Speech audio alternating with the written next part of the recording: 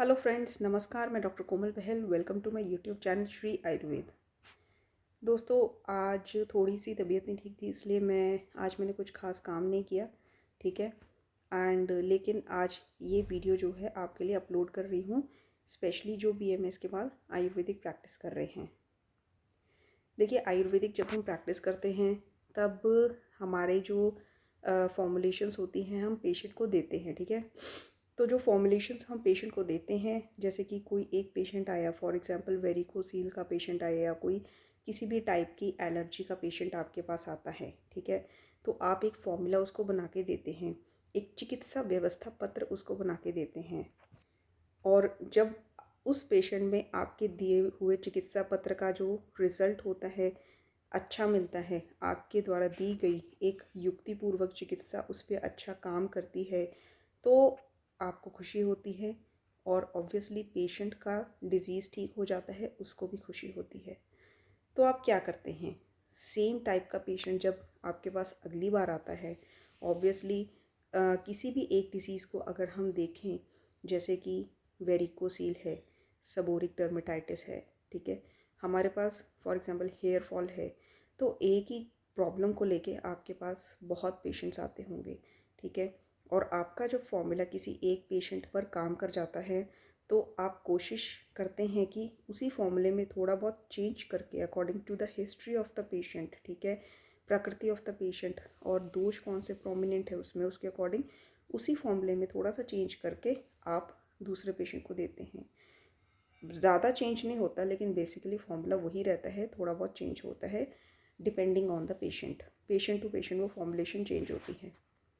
तो इस तरह से फॉर एग्ज़ाम्पल आपने उस फॉर्मूले को कोई जैसे एलर्जी के पेशेंट पर आपने जो फॉर्मूला दिया वो कामयाब हो जाता है, तो वैसे आपने 50 पेशेंट्स या 100 पेशेंट्स देखे या हज़ारों पेशेंट्स देखे। ठीक है। हज़ारों में इसलिए बात कर रही हूँ क्योंकि मेरा 10 साल का एक्सपीरियंस है एज एन आयुर्वेदिक प्रैक्टिशनर। ठीक है। तो मैं हज़ारों पेशेंट देख चुकी हूँ ऑलरेडी। तो आपका जो फॉर्मूला काम करता है, तो उस फॉर्मुलेशन पर आपको बहुत कॉन्फिडेंस हो जाता है। इसी तरह से मेरे को भी कई फॉर्मुलेशंस है जिसमें बहुत कॉन्फिडेंस है। ठीक है। एंड फॉर एग्जांपल वेरिकोसील है, पेशेंट अल्ट्रासाउंड लेकर आया, उसको वेरिकोसील है। ठीक है। And 3 months for example grade 1 या 2 इवन 3 तक वेरिकोसील है। ठीक है। तो उसको 3 to 4 मंथ्स की मैंने एक दवाई दी। ठीक है। और आफ्टर 3 मंथ्स मैंने उसका अल्ट्रासाउंड जो है रिपीट करवाया। कई पेशेंट्स में मैंने 2 महीने बाद भी अल्ट्रासाउंड जो है रिपीट करवाया। और 3 महीने बाद उस अल्ट्रासाउंड में जो रिज़ल्ट इम्प्रेशन आता है वो आता है नॉर्मल स्टडी। ठीक है। और ऐसे कई पेशेंट्स जो है ट्रीट किए।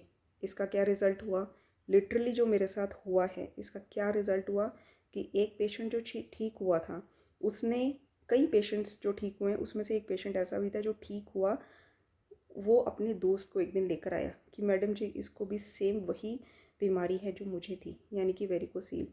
तो ये तो सर्जरी के टेबल पर लेट गया था, मैं ही इसको उठा के लेकर आया हूँ कि वो मैडम जो है इस बीमारी की बहुत ही अच्छी ट्रीटमेंट देती है। तो मैंने उसको एक वही फॉर्मुलेशन जो है बना के दी, थोड़ा सा ऊपर नीचे चेंज किया, फॉर्मुलेशन मैंने वही दी। ठीक है। बट इंटरनली मैं इतना मतलब खुश थी ना कि it's not a small thing कि आपका कोई पेशेंट अपने किसी फ्रेंड को सर्जिकल टेबल से उठा के लेकर आता है। ठीक है। ऑलमोस्ट सर्जरी जब होने वाली होती है उसको कैंसिल करवा के लामा समरी जो है वो लेकर आता है। ठीक है। लामा मीन्स जब you left against medical advice, ठीक है, फ्रॉम एनी हॉस्पिटल। तो डिस्चार्ज समरी होती है जब एज़ पर डॉक्टर आपको डिस्चार्ज मिलता है। लामा समरी होती है जब आप अपनी मर्जी से डिस्चार्ज लेते हैं। तो लामा समरी लेकर वो पेशेंट आया। ठीक है। एंड उस पेशेंट को भी मैंने ट्रीटमेंट दिया। 3 मंथ्स बाद उसका मैंने अल्ट्रासाउंड कराया तो वो बहुत खुश था। इस तरह से प्रैक्टिस करते करते मेरे कुछ ऐसे फॉर्मुलेशंस बन गए जिस पर मुझे बहुत विश्वास था। ठीक है। एक केस और बताती हूँ कि एक पेशेंट ऐसी थी कि शी वॉज़ वेरी हैप्पीली, मतलब बहुत खुश होकर वो मेरे से बात कर रही थी, लेकिन एक्सपीरियंस तो था ही। तो मैं उसकी बात सुन रही थी, उसके बाद मैंने उसको एक ही क्वेश्चन, मतलब मैंने एक ऐसी बात बोली कि हंसते हंसते उसकी आंखों से झरझर आंसू बहने लग गए। ठीक है। मैंने ये पूछा, शी वॉज टॉकिंग कंटिन्यूसली कि ऐसा था, मुझे नींद नहीं आती थी मैडम, एक्चुअली मैंने अपने मुझे थोड़ा सा स्ट्रेस था लेकिन वो ठीक हो गया था, और मेरा हेडेक होता है मेनली हेडेक की कंप्लेंट लेकर आई थी। तो मैंने कहा कि आपको क्या हुआ है, हुआ क्या है।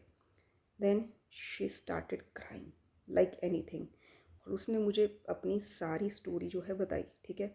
साइकेट्रिक हिस्ट्रीज जो है कॉन्फिडेंशियल होती है, तो ब्रीफली मैंने आपको बताया कि अपनी पर्सनल लाइफ में उसे बहुत स्ट्रेस था, ठीक है। तो मैंने उसके स्ट्रेस पर काम किया एंड आफ्टर 3 वीक्स वो इतनी खुश थी, उसको अंदर से स्ट्रेस जो है उसका रिलीफ हो रहा था, ना उसको कोई सिम्टम्स आते थे हेडेक या स्लीपलेसनेस, ठीक है, ना एंजाइटी डिसऑर्डर, बहुत हद तक ठीक हो चुकी थी, ठीक है। और इसी तरह से प्रैक्टिस करते करते मेरी फॉर्मुलेशंस बन गई। इसका क्या रिज़ल्ट हुआ, आपने मेरे थंबनेल में लिखा देखा होगा कि you can grow your Ayurvedic practice globally. Yes you can, ठीक है। आज मैं इसका जीता जागता एग्जाम्पल हूँ। मैं आज मुझे थोड़ा सा हेडेक था, इसलिए मैंने कुछ ऑफलाइन पेशेंट्स नहीं देखे, लेकिन ऑनलाइन मुझे 11 पेशेंट्स जो हैं उन्होंने कांटेक्ट किया, ठीक है। एंड कुछ यूएस से थे, कुछ यूरोपियन कंट्रीज से थे, ठीक है। और एक पेशेंट का जो out of the country foreigner patient का मैं 1500 फ़ीस लेती हूँ कंसल्टेशन फ़ीस, ठीक है। विद इन इंडिया फ़ीस थोड़ी सी कम है, ठीक है। तो 1500 जो है एक पेशेंट से अगर मैंने लिए तो 11 पेशेंट से कितने हो गए। मतलब मैं घर पे बैठी हूँ, बट मेरी जो मेहनत मैंने पहले करी हुई है, ठीक है, बहुत ज़्यादा मेहनत एक्सट्रीम, ठीक है, अपनी फॉर्मुलेशंस पेशेंट पर प्रैक्टिस कर करके मैं उनको अच्छे रिजल्ट्स दे दे के मैंने फॉर्मुलेशंस जो बनाई हुई हैं, ठीक है, तो वो फॉर्मुलेशंस मेरी काम आती हैं, ठीक है। आज मेरे पास जो पेशेंट थे मेनली डैंड्रफ के रिलेटेड थे, हेयर फॉल के रिलेटेड थे, सबोरिक डर्मेटाइटिस के रिलेटेड थे, और कुछ पेशेंट्स जो हैं रेस्पिरेटरी एलर्जीज़ के रिलेटेड थे, एक एस्थमा के रिलेटेड पेशेंट था, और एक पेशेंट थी अर्टिकेरिया के रिलेटेड। कई ट्रीटमेंट्स ले चुके हैं, लेकिन उनको मेरे बारे में पता चला, ठीक है। एंड क्योंकि आप एक पेशेंट को जब ठीक करते हैं तो वो अपने आप ही आपकी ऐड देना शुरू कर देते हैं, ठीक है। तो उन्होंने मुझे कांटेक्ट किया, ठीक है, और फिर उसके बाद मैंने उनको मेडिकेशन दी। करने को मैंने कुछ नहीं किया, मुझे मेरी फॉर्मुलेशंस याद है, ठीक है, जो मैंने ऑलरेडी युक्तिपूर्वक बनाई हुई है।